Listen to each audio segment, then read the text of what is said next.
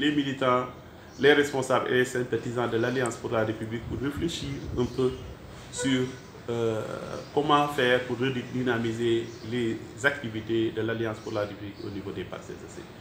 Nous tous, ce qui nous réunit, c'est le seul leader qu'on a, c'est le président de la République, le parti que nous partageons, l'Alliance pour la République et les Parcelles Assainies, l'espace dans lequel nous faisons nos activités.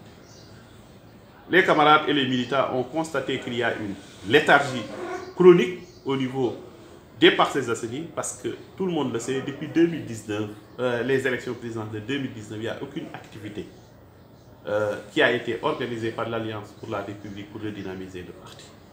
Donc, au sortir de cette Assemblée générale, je pense qu'il sera important, dans l'unité, dans la cohésion et dans la solidarité, de réunir toutes les forces qui gravitent, tous les sympathisants, qui réunissent tout le monde pour mieux vulgariser les réalisations du président de la République conformément à ses directives.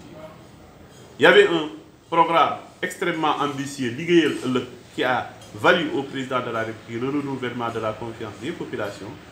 Nous allons aujourd'hui, en tant que cadre du parti, en tant que responsable, vulgariser le 5-3-5 du président de la République. Les 5 grandes initiatives, les 3 programmes à l'échelle nationale et les 5 accès universels. Le programme déjà, il a commencé à être déroulé par les ministères en charge. Zéro bidonville, programme zéro bidonville, programme zéro déchet, programme ville créative, les 5 accès universel à l'eau, accès universel à l'assainissement, accès universel à l'énergie, les problèmes de mobilité collective, etc., etc. Tout ça, c'est en train d'être mis en œuvre aujourd'hui pour transformer radicalement le visage du Sénégal.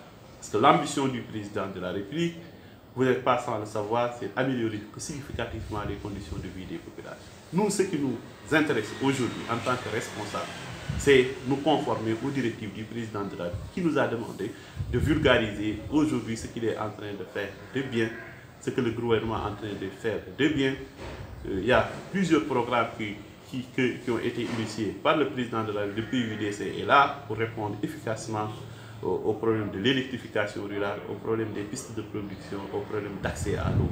Il y a le PUMA, il y a Promoville qui répond pour améliorer significativement les conditions de vie dans les villes. Il y a beaucoup de programmes, il y a le PRACAS dans le domaine de l'agriculture. Beaucoup de réformes ambitieuses ont été amorcées par le président de la République. Et aujourd'hui, nous sommes sur la phase 2 du plan Sénégal émergent, le PAP 2, programme d'action prioritaire, qui n'est rien d'autre qu'une déclinaison du programme Ligueyel. En tout cas, moi, j'estime qu'une directive claire avait été demandée par le président de la République, arrêter de parler du 3e mandat ou du 2e mandat, c'est très tôt. Moi, je pense que c'est malsain.